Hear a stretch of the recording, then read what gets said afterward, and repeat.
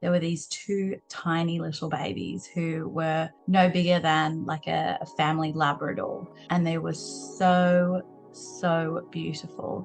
They had the biggest eyes, the most gorgeous eyelashes. And for the whole entire trip, they slept curled up in a mountain of hay. Many people might not be aware, but twins, especially female twins, are almost always infertile. So they usually have either internal or external issues with their reproductive system.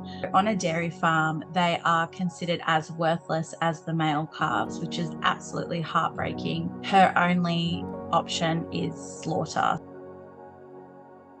They have absolutely developed their personalities. So Missy is a giant smooch ball. She absolutely loves affection. She always seeks you out wherever you are and rests her head in your hands and has a beautiful chin scratch. On the other hand, he is kind of in his cheeky phase, so he likes to get his head stuck in places where his head shouldn't be. So it's quite common for me to come out and find him with a bucket on his head, got his head in the bale feeder. Their bond that they had since calves has not changed one bit. They are never far from each other. They are always a few steps behind.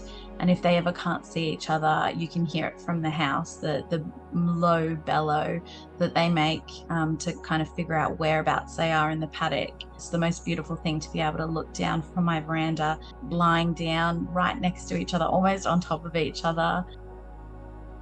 Animals can be over 1,000 kilos and still have this gentle nature, this beautiful personality where they seek you out and they're curious. They want to know what's going on. I'm sure they definitely give me more than I can ever give them. No matter how many hours I spend getting up through the night, cleaning their dirty bottom, making bottles, cleaning out their bedding, they will always give me more than I can give them.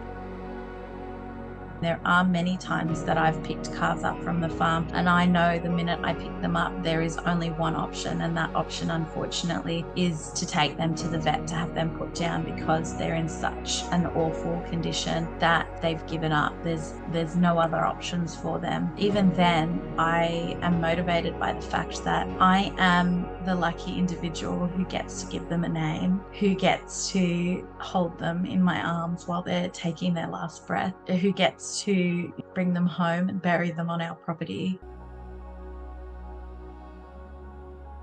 I think my favorite thing is being able to have a day where I've had a stressful day and I'm not feeling great, and to be able to grab a bag of licorice, to go out, stand at the top of the paddock and just shake the bag as hard as I can. And wherever they are in the paddock, you'll hear this bellow and they'll come running for a bag of licorice.